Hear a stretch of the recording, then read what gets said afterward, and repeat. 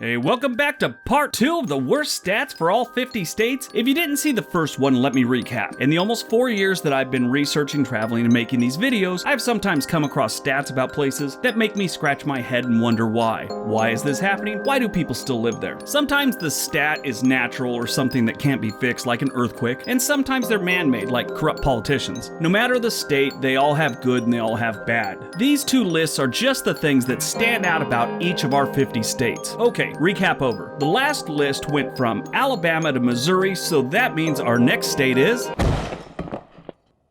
Montana. The Treasure State has the highest suicide rate in the country. There's about 26 deaths by suicide per every 100,000 residents a year. The national average is about 14 for every 100,000 a year. Montana isn't really a bad state, so this one kind of caught me off guard. They have a lot to do if you're the outdoor type, but, you know, life can be a little bit hard there, I guess. And they're one of the lowest antidepressant prescribed states in the country. Maybe that has to do with it? I don't know. That one did catch me off guard, though. Nebraska. The Cornhusker State has the lowest seatbelt usage in the country. Only about 70% of the residents use their seatbelt, while the national average is about 93%. Maybe they feel safe being the state with the fewest intersections in the country. Really, they have the fewest intersections. They got a lot of straight roads with no turning, no curving, no cross streets. It's weird. They also lead the country in dudes named Slim for some reason. I don't know what that one's all about. Nevada. The Silver State is one of the worst states for rain. The state receives less than 10 inches on average annually. Less than 10 inches. Looks like my wife and Nevada have something in common. So if you want to do some gardening without having to water every day or own a greenhouse, I'd suggest looking elsewhere to homestead. New Hampshire. The Granite State gets 2. The Granite State is among the worst for hate groups. On average, there are 7.5 hate groups for every million residents. The national average, according to the FBI, is 4. Now, the second one they got, I came across a couple years back, and it kind of blew me away because I knew the stats for this, but I didn't know they were that high up on it. The opioid epidemic affected every state, some far more than others. Almost none were hit as hard as New Hampshire. The state had 35.8 opioid overdose deaths per every 100,000 residents in 2016. That was only second to the absolute worst hit, West Virginia. Both states have gotten way better, but that's a rough stat to take. New Jersey. The Garden State is dirty. Not dirty like that girl you dated from the truck stop dirty. I mean toxic dirty. New Jersey has the most Superfund sites in the country. That's these toxic waste sites that the government have decided they need to clean, so they basically rope off the area. No one could live there till it's cleaned. They're also one of the smallest states in area. They rank 47th in size, and they have the most Superfund sites. That's kind of gross. New Jersey has some pretty dirty air also. 99.8% of the population lives in what is considered high ozone areas. New Mexico. The land of enchantment is not a place to raise a family. I wouldn't even raise my goldfish there. New Mexico had one of the worst violent crime rates per capita in the nation. It's actually tied with Tennessee and Alaska. The highest percentage of families living below the poverty line, and it was one of the 5 worst for median family salaries. They don't make much money there. They also have a divorce rate that's ranked 48th, so they're actually 2 from the bottom. That's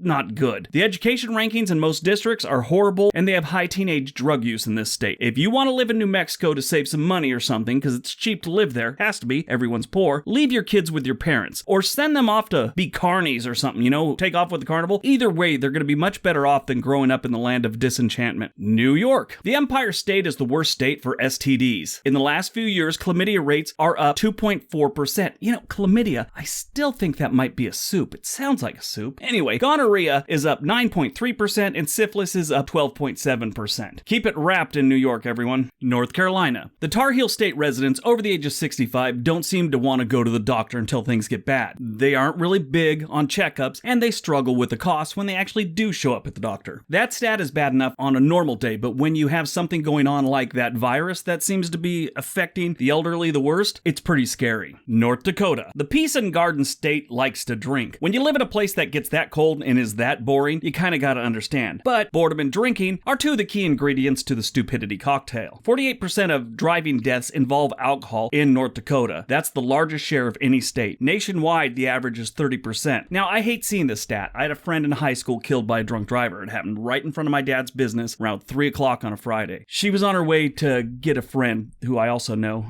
They were going to get ready for a high school dance. She was a really nice girl. She's only a sophomore in high school. Ohio. In the Buckeye State, 15% of all juvenile prisoners are victimized within the detention facility. I'm not going to get into this one, just know that it's a really high number and it sucks. Oklahoma. Between 1980 and 2015, life expectancy at birth improved by only 3.3% in the Sooner State. That's the smallest improvement of all the 50 states, even Mississippi. And it's also less than half the 7.3-year national increase that we've had in the same time frame. That sucks. I guess they're going back to medicine men or something like that in Oklahoma. Oregon. The Beaver State has one of the worst graduation rates in the country. Only about 76% of the residents graduate from high school, where the national average is about 84%. I'm on the good end of that. All my kids have graduated, and we live in Oregon. Pennsylvania. The Quaker State is one of the worst states to get gas in. The gas tax rate there is 58.7 cents per gallon. That sucks. I mean, some places you're already paying like $3 for a gallon of gas, and then they want to throw another over half a buck on there? That blows. Rhode Island. Nearly 40% of the roads are in poor condition, and nearly 25% of all bridges are considered to be in serious need of updating in the Ocean State. This one blows me away. It's the smallest state. That means they don't have a ton of roads or bridges. Alaska is the largest state, and it has the fewest miles of road, but that's only because they have more moose than people in most areas of that state. Rhode Island is so small, if it's a budget problem, they could probably solve it with a good GoFundMe account. South Carolina. The Palmetto State is a dangerous place to drive. Just taking a leisurely drive down the street could pose a great risk to your health. South Carolina has 21 fatal car accidents per every 100,000 residents annually. The national average is about 11 per every 100,000. That sucks. They doubled it. South Dakota. The Mount Rushmore State is one of the worst states for healthcare. The state government spent just over $1,000 annually on medical, while you have places like New Mexico that spends 3 times that, and New Mexico still sucks. Get it together, South Carolina. Tennessee. The volunteer state has one of the worst violent crime rates in the country. It's almost like these people are volunteering for an ass kicking.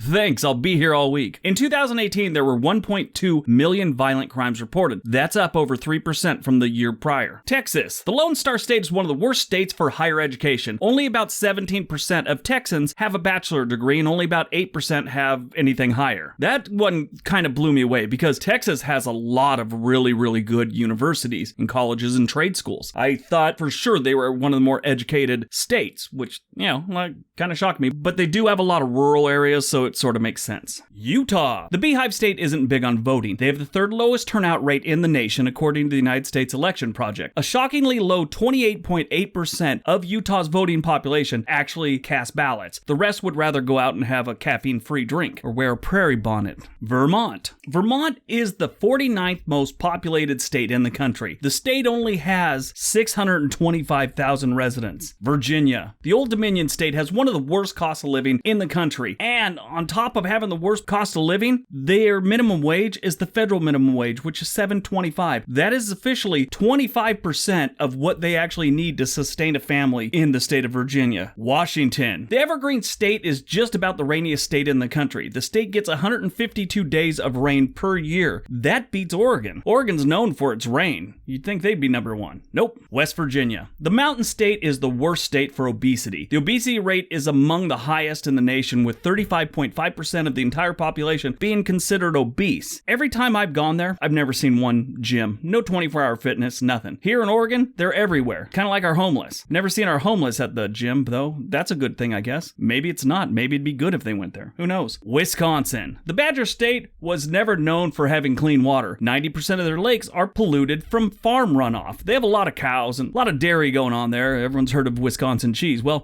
cows gotta go, and sometimes it makes it into the lakes. So their lakes are kind of nasty. And finally, Wyoming. The cowboy state might be the worst place to have a job. There are nearly 11 deaths in the workplace for every 100,000 residents. Workplace death rates range from a low of 1.6 for every 100,000 full-time workers in New Hampshire, New Jersey, and Rhode Island to a high of 10.2 in Alaska and 11 in Wyoming. Wyoming also leads the nation in testicular trauma.